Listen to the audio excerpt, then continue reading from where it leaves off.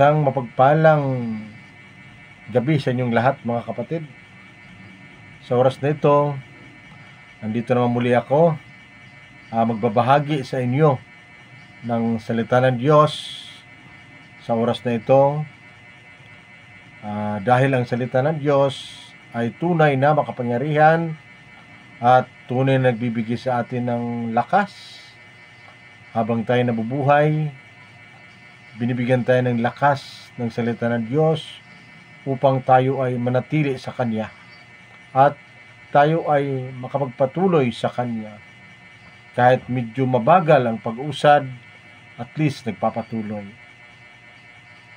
Sa oras na ito, mga kapatid, meron akong isi-share sa inyo na isang napakagandang verse sa inyo na makikita natin sa Book of Luke, Aklat ng Lucas, chapter 22, verse 39 hanggang 41.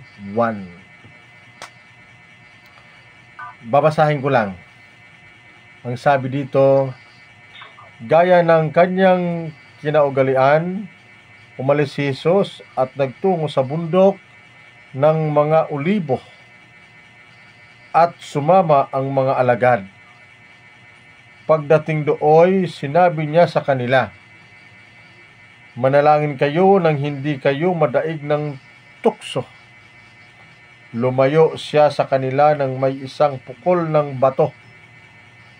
Saka lumuhod at nanalangin.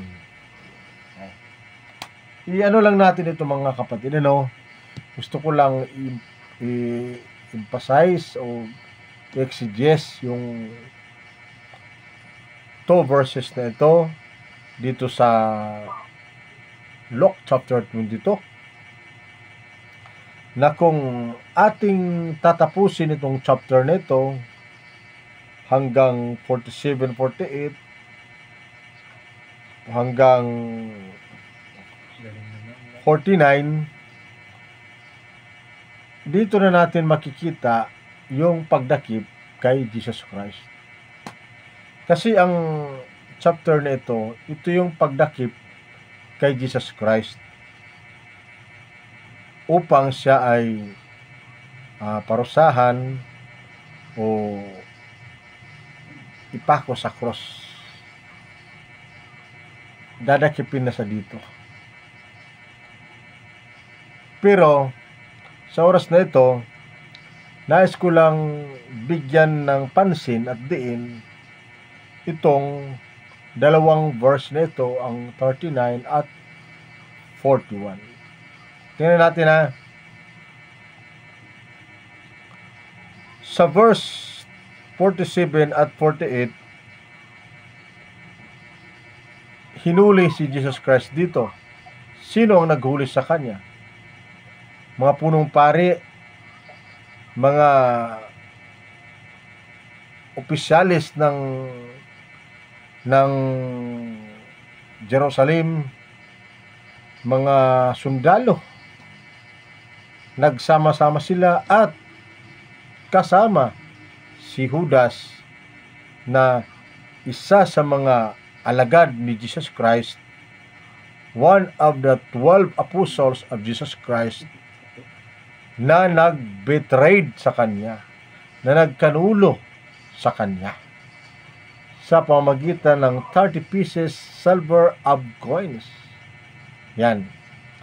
At kung makikita natin, tatanda natin, mga kapatid, na si Jesus Christ, hindi siya kilala pa ng manghuhuli. Kaya ang tanda doon ni Judas ay ang kanyang halik. Na kung sino ang halikan ni Judas, yun na si Jesus Christ. Balik tayo. Paano nalaman ni Judas na si Jesus Christ at ang kanyang mga alagad ay pupunta dito? Kasi mananalangin dito si Jesus Christ. Balikan mo natin, mga kapatid, balikan mo natin. Pumunta si Jesus Christ sa bundok ng mga Olibo. At pagdating niya doon, iniwanan niya ang kanyang mga alagad at siya ay naglakad. Ang sabi dito ng Bible, pagdating doon, sinabi niya sa kanila, manalangin kayo nang hindi kayo madaig ng tukso. Lumayo siya sa kanila nang may isang pukol ng bato, saka lumuhod at nanalangin. So, lumayo si Jesus Christ sa mga alagad na ang layo ay isang pukol na bato. Ang layo ay isang pukol ng bato. Nung research ko ito, yung word na pukol ng bato, yung isang pukol ng bato, sinearch ko siya. Ayon sa aking research, ang estimation distance ng isang pukol na bato, depende sa lakas ng tao, ay aabot ng 20 to 50 meters. Isang pukol ng bato. Ganon. Ayon sa research, posible magkasukat ang isang pukol na bato sa layo ng isang basketball court to court, di ba? Alam naman ng basketballan, yung kabilang ring at yung kabilang ring, pag binato, yun daw ay malapit sa sukat sa sinasabi na isang pukol na bato. Yun. So, ibig sabihin, si Jesus Christ, nung siya ay naglakad at iniwan sandali ang kanyang mga alagad doon sa bundok ng Olibo, hindi gaanong malayo. Kita lang.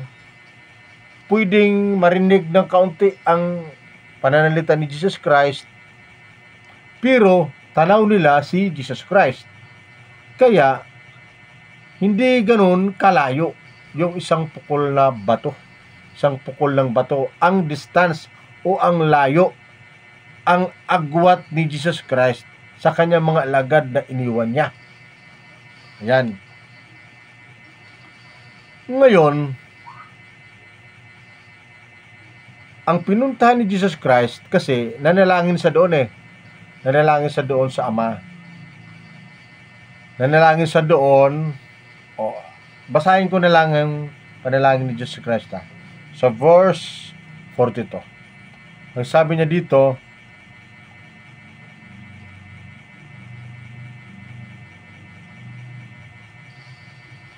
Ama, wika niya, kung maaari, ilayo mo sa akin ang sarong ito. Gayon may huwag ang kalooban ko ang masunod, kundi ang kalooban mo. Ito po ay sa lugar ng Getsemani.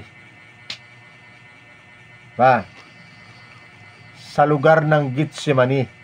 At doon nanalangin si Jesus Christ.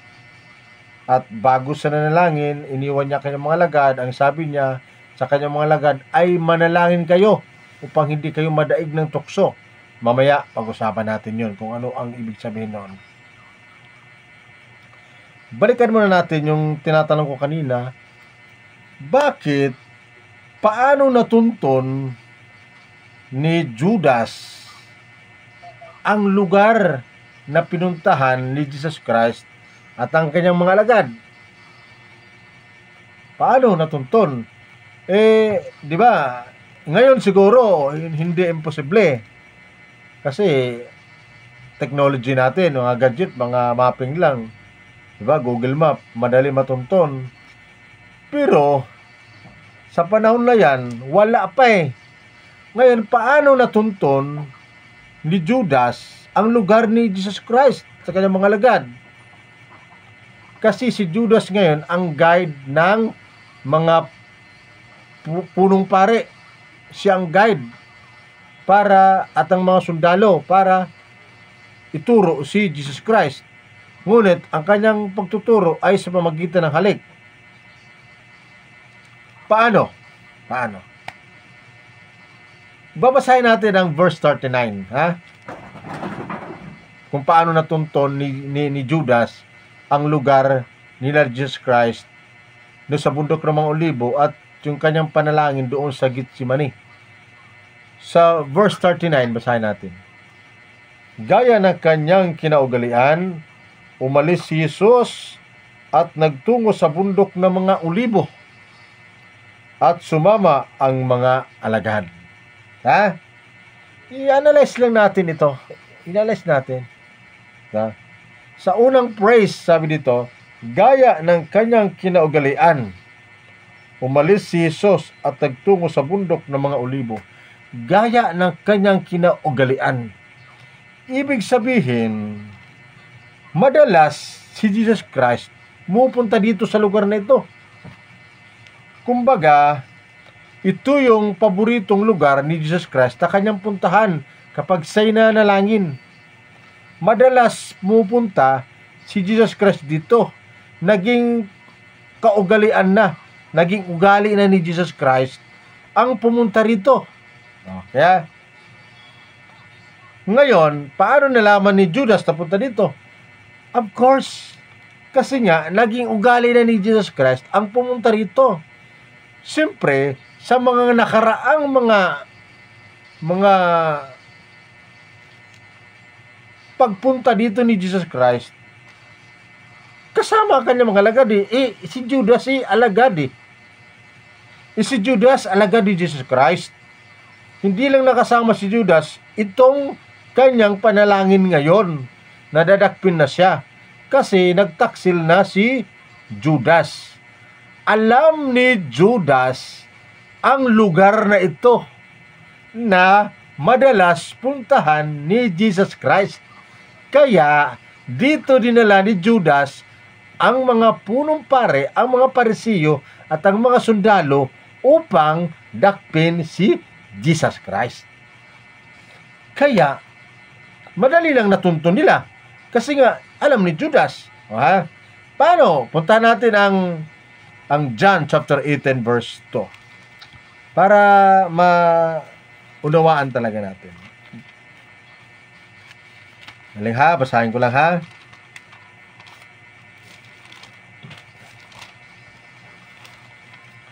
John chapter 18 verse 2. Basahin ko lang. Ito. Ang lugar na ito'y alam ni Judas na nagkanulo sa kanya sapagkat madalas magpunta roon si Jesus at ang kanyang mga alagad. Ha? Punta pa natin verse 3. Pumaroon si Judas kasama ang ilang bantay sa templo at isang pangkat ng mga kawal na padala ng mga punong saserdote at mga parisiyo. May dala silang mga parol, sulo at sandata. Diba? Sa verse 2, alam ni Judas ang lugar na ito kasi nga madalas pumunta sila dito ni Jesus Christ at kasama si Judas. Kasi alagad nga si Judas ni Jesus Christ. Diba? Kaya madali lang siya natuntun ng mga sundalo at mga parisiyo. Kasi nga ipinagkanulo si Jesus Christ ni Judas ng 30 pieces of silver coins. Pira iyon mga kapatid. Ba? Ngayon, puntahan natin, balikan natin yung Luke natin, Luke chapter 22.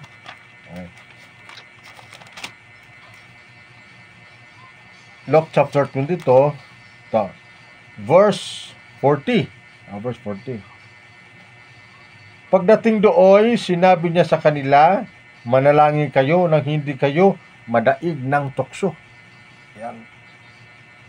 Bakit sinabi ni Jesus Christ sa kanyang mga alagad, pagdating nila sa bundok ng mga Olibo, sa Olive Mountain, dumating sila doon, bago sila iniwan ni Jesus Christ para manalangin si Jesus Christ sa Gitsemani, sinabihan niya na manalangin kayo para hindi kayo madaig ng tukso. Anong tukso? Yun ang binabanggit ni Jesus Christ. Mga kapatid, manalangin. Kasi ang mga alagad, hindi sila prepared. Hindi sila prepared nung hinuli si Jesus Christ. Pagbaba nga ni Jesus Christ, di ba tulog sila? Pagbalik ni Jesus Christ, tulog sila. Hindi sila nanalangin. Gusto ni Jesus Christ, manalangin sila para prepared sila na oras na hulihin sila, magiging matatag sila. Kita mo nung hinuli si Jesus Christ, ano nangyari sa kanila? Nagwatak-watak sila, nagtakbuhan, iniwan nila si Jesus Christ. Kasi hindi sila prepared. Kasi hindi nila sinunod si Jesus Christ na manalangin. Kaya ganun kahalaga ang prayer sa buhay ng tao.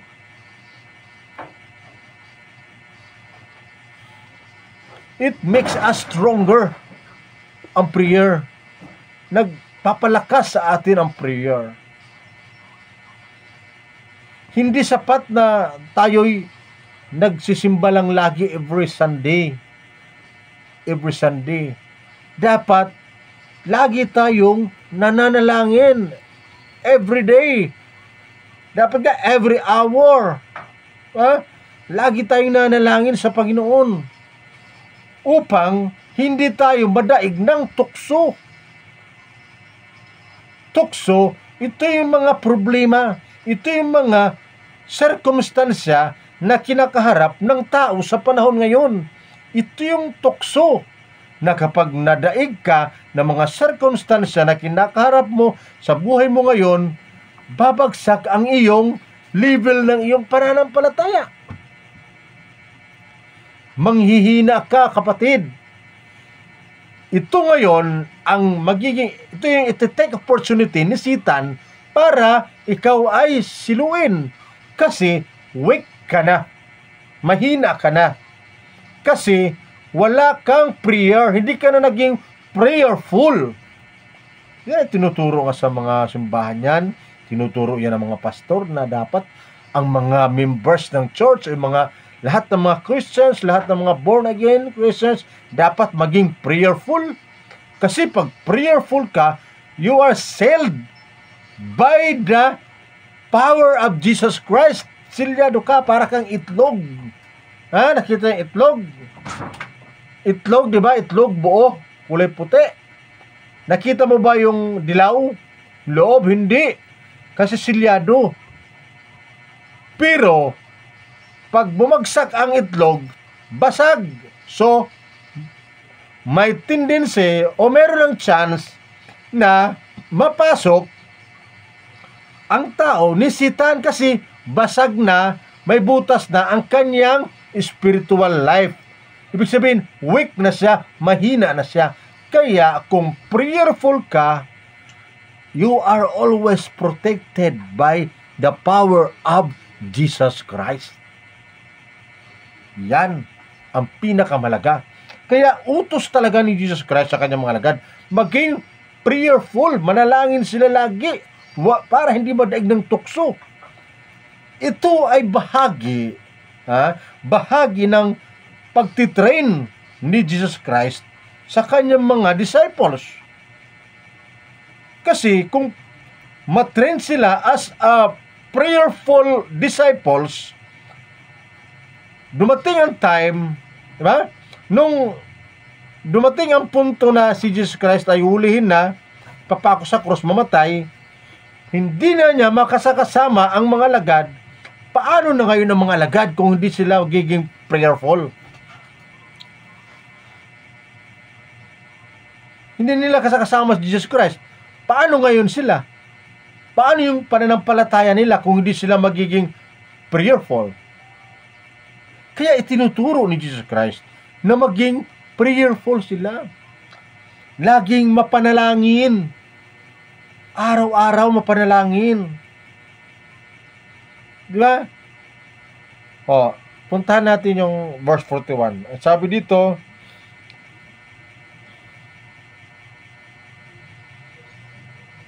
lumayo siya sa kanila nang may isang pukol ng bato sa kalumuhod at nanalangin.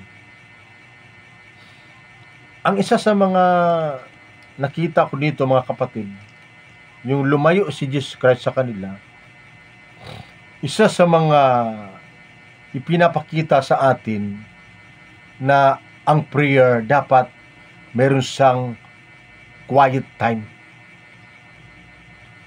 Quiet time, privacy, na mag-isa ka lang, o dalawa kayo, o tatlo. Basta, quiet time. Ito, pinapakita dito. Quiet time. Ang isang prayer, mas maganda ang prayer na meron siyang quiet time. Tahimik at taimtim kayong nanalangin sa Panginoon. Tama? Si Jesus Christ pumunta, naglakad sa Getsemani, nanalangin siya, at sa Ama, nanalangin siya ng taimtim at taos-pusong nanalangin na kung maari, Ama, alasin mo ang saro na to, ngunit hindi ang kalooban ko, kundi ang kalooban mo po. Sino? Yung Ama, kalooban ng Ama. Ang siyang masunod o mangyayari. Di ba? Nakita mo yung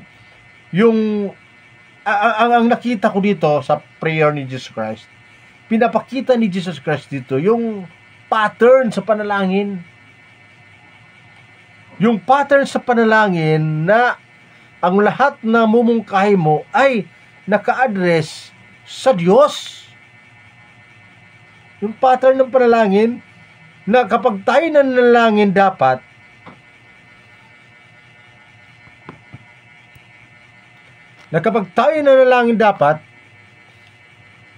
ay ano tayo, yung ating panalangin ay naka-focus doon sa kalooban at plano ng Diyos. Yan. Hindi yung nagpipray tayo na, Panginoon, gusto ko sana ganito ganito. Panginoon, gusto ko sana maging ganito. Lord, sana Lord, ibigay mo ganito. Parang hindi okay naman, pero parang kulang. Parang yung tinuturo ni Jesus Christ na pattern, hindi mo ginagawa, hindi ganyan. Kasi sabi ni Jesus Christ, Ama, kung basahin ko. Sabi dito, Ama, wika niya, kung maaari, ilayo mo sa akin ang sarong ito. Gayon may huwag ang kalooban ko ang masunod, kundi ang kalooban mo. Maliwanag. Ama, kung maaari, ibig sabihin, ang ating prayer ay nakadepende pa rin sa response ng Panginoon. Nakikiusap tayo sa ating Diyos na mayroong kababaang loob. Nanalangin tayo, Lord. Nananalangin tayo na nagpapakumbaba tayo. Hindi tayo nanalangin na parang tinuturuan natin ng Diyos. Dapat hindi ganoon ang panalangin. Excuse. Yung mga ganoon, di ba? May mga ganoon ng mga panalangin, Lord. Sinabi ko kanina, Lord, sana gusto ko ganito Lord, gusto kong ganito, gusto kong maging ganito, Lord. Ganyan. Parang nagiging in demand ka sa Panginoon na gusto mong ganyan. Hindi ganoon ang prayer. Sundan natin ang prayer ni Jesus Christ. May kasamang humbleness, itinuturo ni Jesus Christ. Ama, kung maaari po. Di ba? Nasarap pakinggan. Ama, kung maaari po. Kaya kung tayo manalangin, O Diyos ko na mahabagin, idinadalangin ko po, nawa Lord, loobin mo po nawa. Ba? Loobin. Nawa. Ibig sabihin, hindi tayo nagdidemand sa Panginoon. Hindi tayo nag-uutos sa Diyos, kundi nakikiusap tayo kung maaari. Ang pinakamaganda rito sa dulo, sabi niya, ngunit hindi ang kalooban ko, kundi ang kalooban mo. Yan ang pattern ng prayer. Hindi ko sinabing pattern, nagayahin natin ito, yung mga sinasabi ni Jesus Christ. Hindi, ang sinabi kong pattern dito, yung daw ka makipag-usap sa Diyos, na may kasamang humbleness, na nakikipag-usap ka, na ang huli, ang Diyos pa rin ang siyang binibigyan mo ng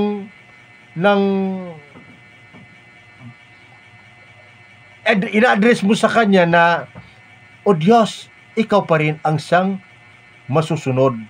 Ang kagustuhan mo pa rin ang siyang masusunod ang mangyari, hindi ang kalooban ko. Yan ang pattern ng prayer. Na kapag tayo nanalangin, mga kapatid, hindi yung kagustuhan natin ang masunod. Na, Lord, gusto ko ito. Kung hindi gusto ni Lord, ano magagawa mo? Diba? Wala kang magagawa kung ayaw ni Lord ibigay.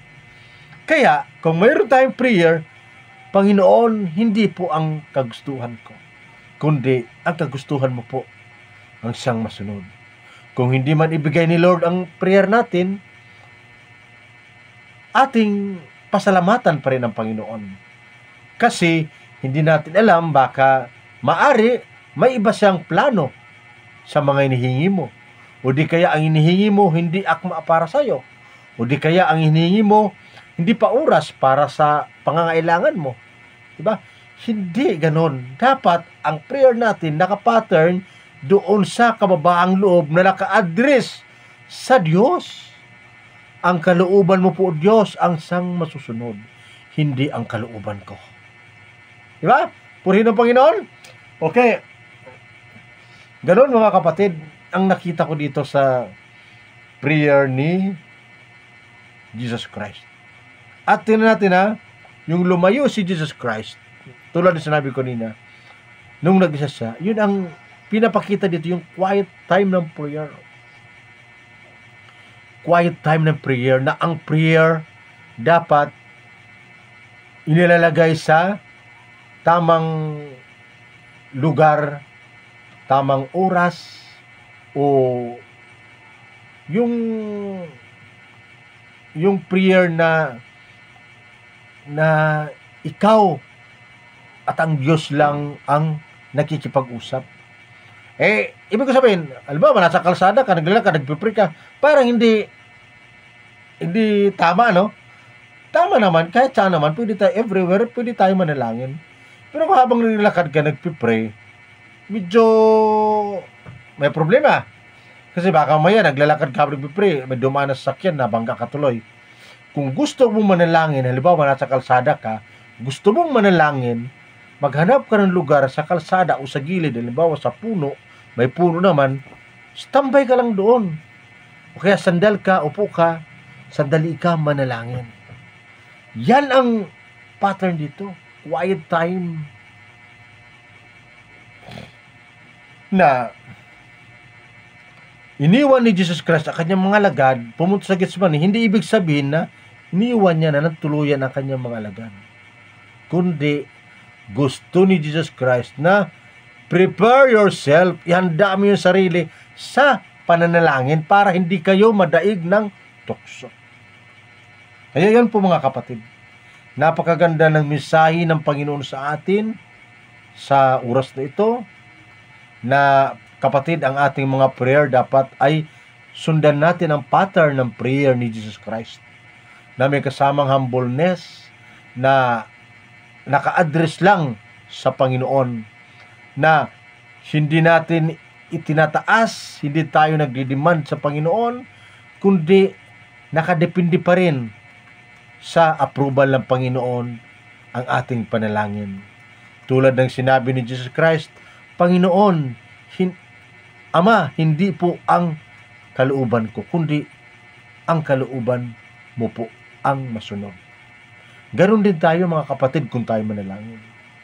Sa huli, sabihin natin na Hindi po o Diyos ang kalooban ko ang masunod, kundi ang kalooban mo po o Diyos, na may kasama tayong pagpapakumbaba sa ating puso. Dahil nalulugod ang Diyos sa taong may pusong magpakumbaba. Purihin ang Panginoon sa oras ito. Nawa itong mensahe ng Panginoon sa oras ito ay nakarelate kayo, may natutunan nawa kayo, nawa may nakuha kayong mensahe ng Panginoon sa oras ito. God bless us all.